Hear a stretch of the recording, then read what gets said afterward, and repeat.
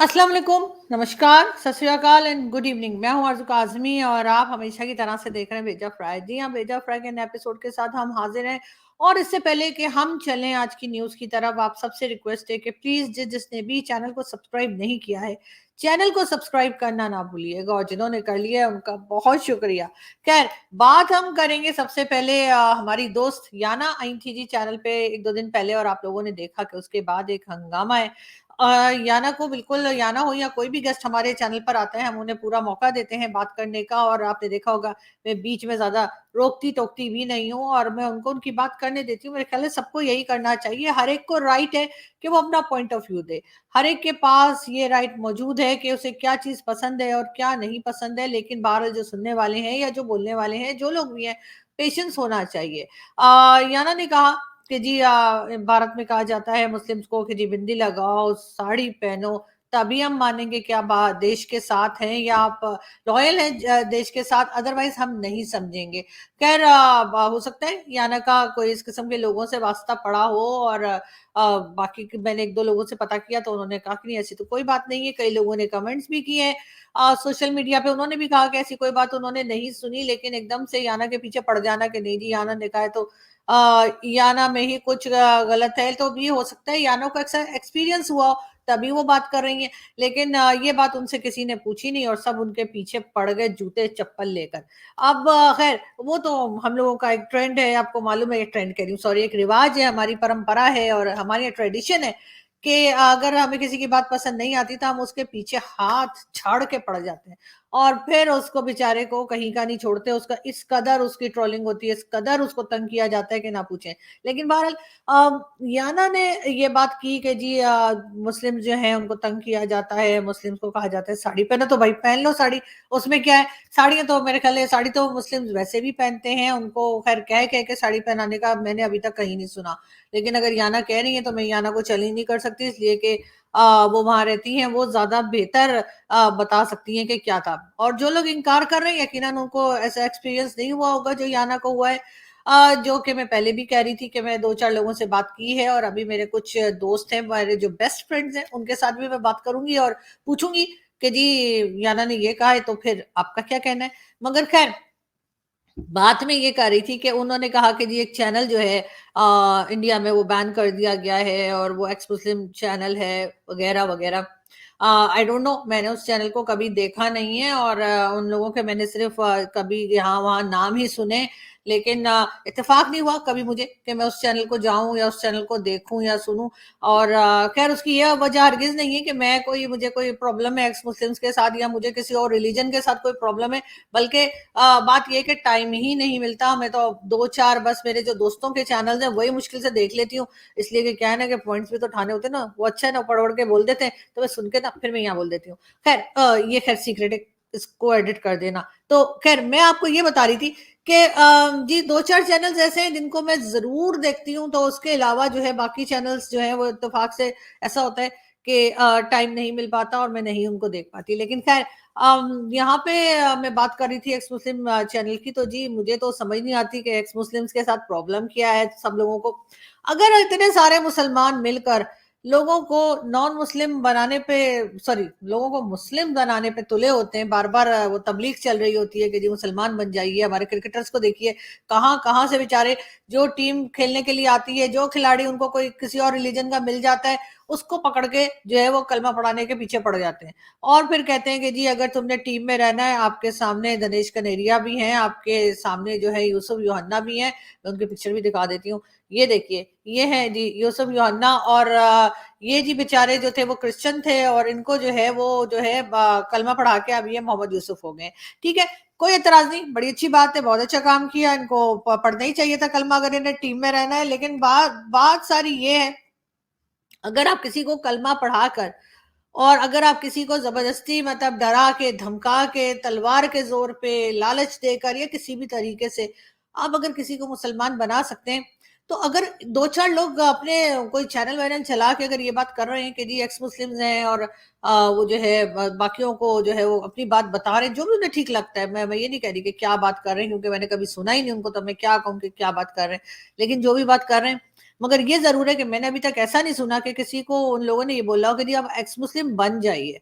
तो एक्स मुस्लिम बनने को तो कोई नहीं कह रहा ना, बाकी उनकी बात से आप डिसएग्री कर सकते हैं, आप मत सुनिए उनका चैनल, और उनका क्या, किसी का भी चैनल अगर आपको बात पसंद नहीं आ रही, तो मत सुनिए। आपके पास इतनी ऑप्शंस है, इतने सारे चैनल्स हैं यूट्यूब पर कि इंसान को समझ ही नहीं आती कि किसका सुने और किसका ना सुने, इसलिए कि ज़ाहिर है दिन में सिर्फ 24 घंटे होते हैं, उनमें से भी सिर्फ 12 घंटे ऐसे होते हैं जिसमें हम लोगों के दिमाग सही काम कर रहे होते हैं, या हम कुछ टीवी शीवी देख सकते हैं। बाद में तो ज़ाहिर है कोई खाना खा रहा है, कोई सो रहा है, कोई टीवी देख रहा है, कुछ ना कुछ तो चल ही रहा होता है। लेकिन बहरहाल एक खैर वो एक्स मुस्लिम की मुझे वैसे भी समझ नहीं आती कि ये होता क्या है। एक्स मुस्लिम मतलब इस्लाम से निकल गए तो एक्स मुस्लिम हो गए, अच्छा, मतलब कहीं और नहीं गए, किसी और रिलीजन में नहीं गए, शायद उनको कहते हैं। मगर वो बात अलग है, वो अपनी तरफ से क्या बात कर रहे हैं, वो अपने तरफ से इस्लाम में का क्या बता रहे हैं, वो एक अलग बिल्कुल उनका मसला है, उनका एक बिल्कुल अलग ही उनका जैसे कहना चाहिए ना कि क्या कहते हैं, जुगाड़ जो भी लगा रहे होते हैं।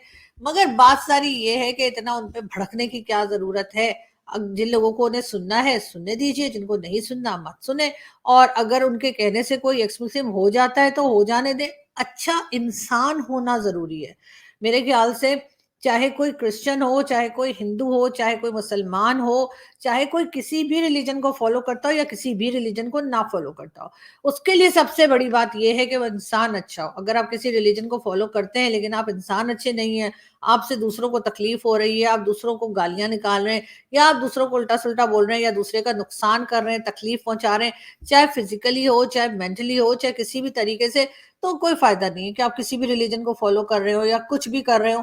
अगर आप ऐसा कर रहे हैं, तो इसका मतलब है आप अच्छे इंसान नहीं हो। मेरा ख़्याल है कि इंसान अच्छा होना सबसे ज़्यादा इम्पोर्टेंट है। बाकी तो ज़ाहिर है कि अगर आप दुआ माँगते हैं, तो ज़ाहिर है ऊपर वाले से आप कहीं भी जाके दुआ माँग सकते हैं। आप उसमें मस्जिद में जाके भी माँग सकते हैं, आप मंदिर में जाके भी दुआ माँगते हैं, चर्च में भी जाके दुआ माँगते हैं, या किसी भी जगह पे जो भी लोगों के टेम्पल्स होते हैं, जो भी वर्शिप की जो जगह बनाई गई होती है, वहाँ जाकर आप दुआ पढ़ सकते हो, और कहीं भी ना जाएँ, घर पे बैठ के पढ़ लें, ऐसी क्या बात है। मगर इतना नेगेटिव सोचना, इतना मेरा ख्याल है कि अच्छा नहीं है, और ना अपनी सेहत के लिए, ना दूसरों की सेहत के लिए। तो प्लीज़ जिए, जिए और जीने दें लोगों को। लोगों को ज़िंदा रहने का हक दें, लोगों को बात करने का हक दें, वो अपने हिसाब से, अपने माइंडसेट के हिसाब से जो बात कर रहे हैं, उनको करने दीजिए। आपको अच्छी लगती है, सुन लीजिए, नहीं अच्छी लगती, चैनल बदल दीजिए, उसमें कौन-सी बड़ी बात है। लेकिन ये ज़रूर है, किसी को जो ड्रेस अच्छा लग रहा है वो पहने। मुझे साड़ी वैसे भी अच्छी लगती है, वैसे मैं पहनती कम हूँ, क्योंकि मुझसे चला-वला नहीं जाता उसे पहन के। मगर ये है कि मेरे मदर हों, चाहे मेरी मेरी ग्रैंड मदर हो, मैंने तो हमेशा उन लोगों को साड़ी में देखा। हाँ, मेरी मदर बाद में जो है वो सलवार कमीज़ भी पहनती थी, मगर मैंने अपनी ग्रैंड मदर को कभी सलवार कमीज़ में नहीं देखा, हमेशा वो साड़ी पहनती थी। मेरी फैमिली में बहुत से लोग साड़ी पहनते हैं, मेरी फैमिली में बहुत से लोग बिंदी भी लगाते हैं। कोई हमारे यहाँ तो कोई ऐसा इश्यू नहीं है कि अगर हम ऐसा कर लेंगे तो फिर हम मुस्लिम नहीं रहेंगे, ऐसा कोई कॉन्सेप्ट नहीं। आप बांग्लादेश को देख देख लीजिए, बांग्लादेश में भी साड़ी पहनी जाती है, बिंदी भी लगाई जाती है। अब न जाने भारत जैसी कंट्री में या इंडिया जैसी कंट्री में ये बात कहाँ से आ गई कि अगर आप बिंदी लगाएँगे और साड़ी पहनेंगे तभी आप सही हैं, अदरवाइज़ आप नहीं हैं सही। ब ये बात तो मेरे ख़्याल है मुझे कोई मेरे इंडियन दोस्त ही बता सकते हैं। बाकी जो लोग अपने-अपनी जगह काम कर रहे हैं, चाहे वो यूट्यूब पे कर रहे हों, टीवी चैनल पे कर रहे हों, कहीं भी कर रहे हों, आप बस अपना काम ईमानदारी से करें, अच्छे से करें, और दूसरे का नुकसान ना करें, किसी को बुरा भला ना कहें। इतना ही काफ़ी होगा आपके अच्छे होने के लिए। उसके लिए आपको कोई किसी का सर्टिफ़िकेट नहीं चाहिए। ना मुझे किसी का सर्टिफ़िकेट चाहिए, ना किसी और को किसी का सर्टिफ़िकेट चाहिए ये बताने के लिए कि हम अच्छे इंसान हैं और हम अच्छा काम कर रहे हैं, या हम अच्छा काम करने की कोशिश कर रहे हैं। बहरहाल हम यहाँ से आगे चलते हैं जी अपनी न्यूज़ की तरफ, वरना मेरा भाषण जो है ना वो ख़त्म होने का नाम नहीं लेगा। हम बात करेंगे जी बिलावल भुट्टो ज़रदारी की। जी हाँ, बिलावल भुट्टो ज़रदारी जो कि पीपल्स पार्टी के मेंबर हैं, हमारे फॉरेन मिनिस्टर भी रह चुके हैं। पेशावर में आज उन्होंने जी एक पॉलिटिकल रैली से खिताब किया। वहाँ पे भाषण देते हुए बिलावल भुट्टो ज़रदारी का कहना ये था कि जो पुराने पॉलिटिशियंस हैं जिनकी उम्रें 70-75 साल की हो गई हैं या 80 साल के होने वाले हैं, वो साइड पर हो जाएँ, और जो नौजवान नस्ल है, जो यंगस्टर्स हैं, यानी कि जैसे कि बोले तो बिलावल साहब, उनको आगे लाएँ और उनको प्राइम मिनिस्टर बनाया जाए। बजाए इसके कि एस्टेब्लिशमेंट का उन्होंने नाम नहीं लिया, लेकिन ज़ाहिर है कि वो एस्टेब्लिशमेंट को ही मुखातिब कर रहे थे। उनका कहना ये था कि एस्टेब्लिशमेंट बजाए इसके कि एस्टेब्लिशमेंट ये करे कि जी किसी को दूसरी, तीसरी या चौथी बार, कौन आ रहा है चौथी बार? मियाँ साहब, जी, जी, जी, आप लोग सही समझे, नवाज़ शरीफ साहब। उनका इशारा नवाज़ शरीफ साहब की तरफ था, लेकिन उन्होंने नाम नहीं लिया। नवाज़ शरीफ साहब को कहने लगे कि बजाए इसके कि ये 70 और 75 और 80 साल के बाबे जो हैं, ये आके प्राइम मिनिस्टर बनने के बजाय इनको चाहिए कि ये जो यंगस्टर्स हैं, उनको जगह दें और ये तीसरी, चौथी या 5वीं बार जो है प्राइम मिनिस्टर ना बने। यकीनन ये बात बिलावल भुट्टो जरदारी जो है वो एस्टेब्लिशमेंट एजेंसीज और आर्मी को मुखातिब करके कह रहे थे, लेकिन किसी तरफ से कोई जवाब आया या नहीं वो तो खैर हम आपको बताएंगे जैसे ही हमें कोई खबर मिली। फिलहाल कोई खबर नहीं मिली। फिलहाल यही है कि बिलावल भुट्टो जरदारी ने ये सारी तकरीरें की। उनका यही कहना था कि पीपल्स पार्टी ने जो है हर जगह पे काम किया है, पीपल्स पार्टी हमेशा आगे रही है, हर इलेक्शन में पीपल्स पार्टी का पत्ता साफ करने की कोशिश की गई मगर ऐसा हो नहीं पाया और पब्लिक ने पीपल्स पार्टी को जिताया। ये कहना था जी बिलावल भुट्टो जरदारी का। लेकिन ये जरूर है कि चाहे वो सिंध हो, चाहे वो आप पूरा का वो कराची देख लीजिए या सिंध के जितने भी सिटीज हैं, लाड़काना वगैरह देख लें, वहां पर बुरा हाल है। वहां पे लोगों के पास पीने का साफ पानी नहीं है, वहां पे रोड्स नहीं बनी हुई, वहां पे हर तरह के आप कोई नाम लीजिए और आपको वो प्रॉब्लम वहां पे मिल जाएगी। और सबसे बड़ा मसला सिंध का मियाँ मिट्ठू। मियाँ मिट्ठू जो वहां पर मौजूद है और वहां पे सिंध के अंदर जो है हिंदू कम्युनिटी की बच्चियों को उठा के ले जाता है, जबरदस्ती में रिलीजन चेंज करवा के शादियां करवा रहा है, उस बारे में बिलावल भुट्टो जरदारी ने आवाज तक नहीं निकाली। लेकिन हाँ, ये जरूर है कि उनके इस खिताब के फौरन बाद ही जो है बलूचिस्तान में पीपल्स पार्टी के 2 मेंबर्स, ये मैं आपको तस्वीर भी दिखा देती हूँ जी। हाँ जी, 2 मेंबर जो है बिलावल भुट्टो जरदारी की पार्टी के अरबाब जहांगीर खान और उनकी बेगम आसमा जहांगीर जो है उन्होंने पीपल्स पार्टी छोड़ दी। जी हाँ, पता नहीं वो क्या इंप्रेस हो गए एकदम बिलावल भुट्टो जरदारी की तकरीर सुनकर कि उन्होंने आज के आज ही जो है वो बलूचिस्तान में मौजूद है ये लोग और वहां पर उन्होंने रिजाइन कर दिया है और पीपल्स पार्टी को खैराबाद कह दिया। वो कहाँ जाएंगे मालूम नहीं, कहीं भी जा सकते हैं, लेकिन हो सकता है जहांगीर तरीन खान साहब के पास चले जाएं। अब ये देखिए, असद उमर और फवाद चौधरी साहब दोनों जहांगीर तरीन खान साहब के पास नजर आ रहे हैं और यकीनन कुछ ना कुछ तो चल ही रहा होगा, कोई ना कोई खिचड़ी तो पक ही रही होगी।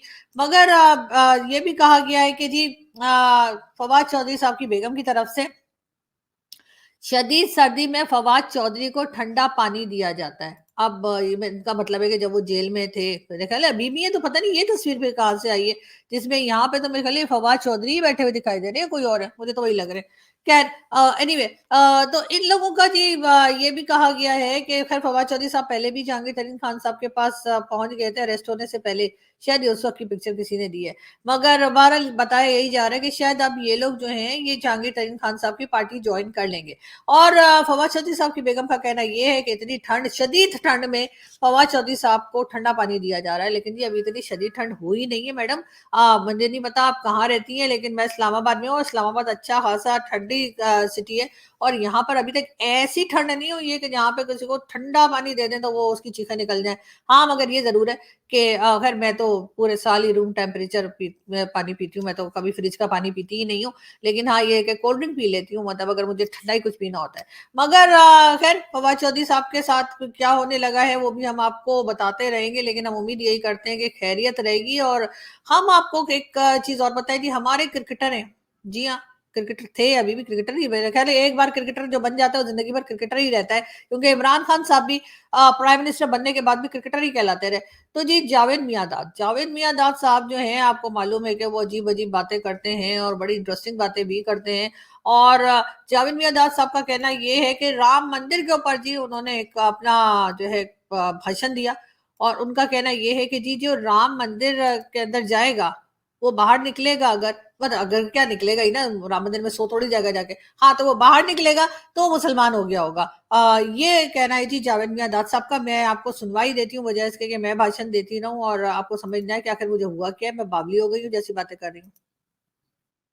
है और जिस तरीके से भारतीय के जो प्राइम मिनिस्टर हैं मोदी साहब ने एक बड़ा अच्छा काम किया है और उनके लिहाज से अच्छा है, हमारे लिहाज से तो नहीं है, मगर मैं उसकी डीप में गहराइयों में जाके अब आपको बताता हूं कि एक मस्जिद को मंदिर बनाया है।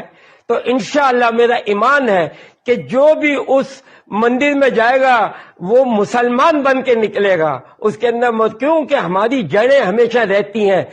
हमारे बुजुर्गान दिनों में जहां पर भी अगर तबलीग की है वहां पर आपने देखा कि वो चीजें हैं वहां से जन्म लेती हैं। तो मुझे तो बड़ी खुशी हो रही है कि ये आपने काम तो गलत किया मगर लोगों को नहीं समझ आएगी इंशाल्लाह। मुझे पूरा ईमान है मेरे रब के ऊपर। जी, ये थे जावेद मियाँदाद, जो न जाने मुझे ऐसे क्यों लग रहा था जैसे मैं जावेद मियाँदाद को नहीं बल्कि राहुल गांधी को देख रही हूँ, जिसमें वो एक जगह कह रहे थे ना, गांधी जी के बारे में कह रहे थे कि वो ठीक है, जितनी मुझे लगता है कि वो गलत है, जबकि वो गलत है लेकिन मुझे ऐसा लगता है कि वो ठीक है। ये वीडियो भी आप लोगों ने यकीनन देख रखी होगी, और मियाँदाद साहब भी कुछ ऐसे ही लग रहे हैं। अब उनका ये कहना कि जी हमारी जड़ें उधर हैं और हमने वहां से तबलीग की थी, और अगर मतलब राम मंदिर में कोई जाएगा तो वो बाहर आएगा तो मुसलमान हो गया होगा। तो उससे पहले जो बाबरी मस्जिद बनी हुई थी, उससे पहले राम मंदिर ही था ना वहां पे जो बताया गया। तो इसका मतलब है कि उस वक्त अगर कोई अंदर जाता था, मस्जिद के अंदर जाता था और वो बाहर निकलता था, तो फिर वो तो फिर हिंदू हो जाता होगा। इसलिए कि जाहिर है कि वो तो कह रहे हैं ना कि जड़ें जो होंगी वही बनेंगे। तो जड़ों में तो सर यही बताया गया है हिस्ट्री में, और जड़ों में तो राम मंदिर ही था। तो फिर इसका मतलब है कि वो जो आप थ्योरी बता रहे हैं वो चलेगी नहीं। लेकिन खैर, बहुत से लोग हमें पूछते रहते हैं, टीवी चैनल्स पे भी पूछते रहते हैं, मैंने पहले भी जिक्र किया है कि जी आखिर दाऊद इब्राहिम कहाँ है।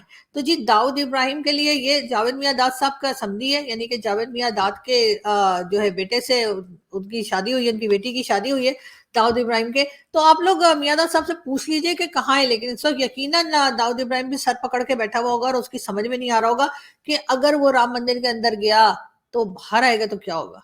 क्या वो मुसलमान हो जाएगा या हिंदू ही रहेगा? या पहले जब मस्जिद बनी हुई थी तो उससे पहले जाहिर है कि मंदिर था, जो कि बताया गया कि जी क्योंकि यहाँ पर राम मंदिर था तो इसलिए जो है उस मस्जिद को डिमोलिश करके और वहां पे दोबारा से मंदिर बनाया गया। तो उसका मतलब है जड़ों में तो फिर मंदिर ही था ना।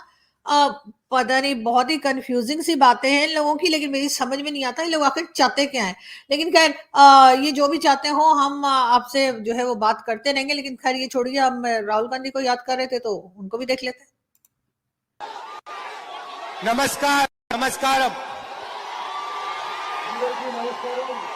పురపాక నియోజకవర్గ అక్కలు, చెల్లెలు, తమ్ముళ్ళు, అన్నలు, బ్రదర్స్, పెద్దమ్మలు, పెదనాన్నలు, తాతయ్యలు, తాతమ్మలు అందరికీ నమస్కారం చెప్తాను. ब्रदर जो मैं बोल रहा हूँ बोलो अपना मत जी, जो मैं बोल रहा हूँ वो बोलो, अपना मत बोलो।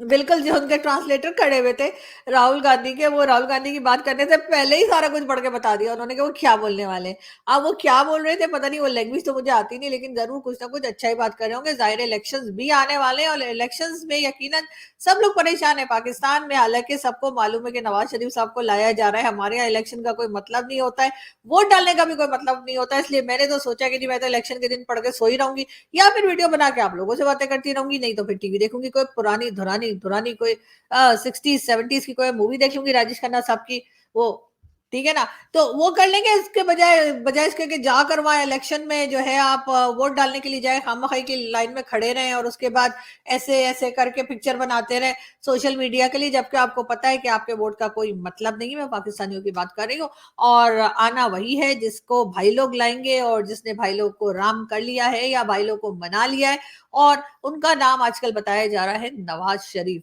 जी हाँ, इसी वजह से बिलावल भुट्टो काफी अपसेट है, बिलावल भुट्टो काफी नाराज है। लेकिन खैर, हम बात करेंगे वर्ल्ड कप की। जी हाँ, कल जो है वो फाइनल होने जा रहा है, और यकीनन सब लोगों की आंखें उधर ही लगी हैं और सब लोग इंतजार कर रहे हैं कि कौन सी टीम जो है वो वर्ल्ड कप फाइनल जीतती है। बहुत से लोग जो पाकिस्तान में रहते हैं, पाकिस्तान के बाहर हो जाने के बाद, यानी कि वर्ल्ड कप से बाहर हो जाने के बाद कह रही हूँ, कुछ और नहीं, हाँ जी, वर्ल्ड कप से बाहर हो जाने के बाद बहुत से लोगों की हमदर्दियां या बहुत से लोगों का सपोर्ट जो है वो भारतीय टीम के साथ है। और उन्हीं में से मैं भी हूँ, और मुझे यकीन है कि कल जब मैच होगा तो बहुत जबरदस्त होगा। बस मैं ये दुआ कर रही हूँ कि जल्द से जल्द वो मैच को खत्म ना कर दें, कहीं पूरे ओवर खेलें दोनों टीम्स, वरना आपको मालूम है कि इंडिया इतनी जल्दी आउट कर देती है, कि हमारी टीम को तो इतनी जल्दी आउट कर दिया था कि ओवर्स भी कंप्लीट नहीं होने दिए थे। तो ओवर्स कंप्लीट होने दें, थोड़ा टफ कंपटीशन हो, आखिर तक पता ना लगे कौन जीत रहा है, तभी मजा आता है। लेकिन देखते हैं क्या होता है और क्या नहीं होता है। लेकिन मोदी जी की खैर ये मेरे ख्याल में कोई पुरानी पिक्चर है। जी हाँ, ये जो है बिल्कुल कप लेके खड़े में वर्ल्ड कप का मेरा ख्याल है, लेकिन वो इस तरह का नहीं है, मेरे ख्याल है कुछ चेंज है। खैर, एक बार हमारे यहाँ भी आ चुका है, 92 का वर्ल्ड कप, और उसको हम अभी तक भुगत रहे हैं। और खान साहब ने तो बता बता के, जिसे कहते हैं ना, दिमाग की दही कर दी थी कि जी मैं तो वर्ल्ड कप का कैप्टन हूँ, मैं तो ले आया वर्ल्ड कप, मैं तो ले आया। कि अब पाकिस्तान कहते हैं कि यार फाइनल तक पहुंच जाओ मगर जीतना नहीं, इसलिए कि अगर जीत गए और फिर उसके बाद कोई दूसरा जो उस वक्त जो भी हुआ कैप्टन वो आ गया, तो बस हमें तो बस लेने के देने पड़ जाएंगे। खैर, हम ऐसा ना हो कि उसको भी फिर प्राइम मिनिस्टर ना बना दिया जाए ना, इस बात से डरते, और कोई बात नहीं है। मगर खैर, एक वीडियो देखते हैं। आपने देखा होगा, अभी गांधी जी की फोटो देखी आपने, गांधी जी के साथ आपको 3-4 महिलाएं दिखेंगी ही दिखेंगी। सही? मोहन भगवत के साथ आपने किसी महिला की फोटो देखी है? कभी देखी है? हो ही नहीं सकता। क्या कहना चाह रहे हैं पता नहीं, लेकिन कुछ कहना तो चाह रहे हैं। खैर, मैं यहां से चलती हूँ और आपसे मुलाकात होगी नेक्स्ट वीडियो में। हंसते रहिए, मुस्कुराते रहिए, और प्लीज हमारे चैनल को सब्सक्राइब करना ना भूलिए। शेयर कीजिए, लाइक कीजिए, अपने दोस्तों में दीजिए। मुझे नहीं पता कि ये सब्सक्राइबर्स इतना स्लो क्यों आ रहे हैं, लेकिन खैर कोई बात नहीं, हमारे अंदर ही कोई कमी होगी, हमें कुछ गड़बड़ कर रहे होंगे जब तो। मगर खैर, आपसे फिर मुलाकात होगी। हंसते रहिए, मुस्कुराते रहिए, और जबरदस्त सी मजेदार सी ठंडक हो रही है, सर्दी को एंजॉय कीजिए। Thank you.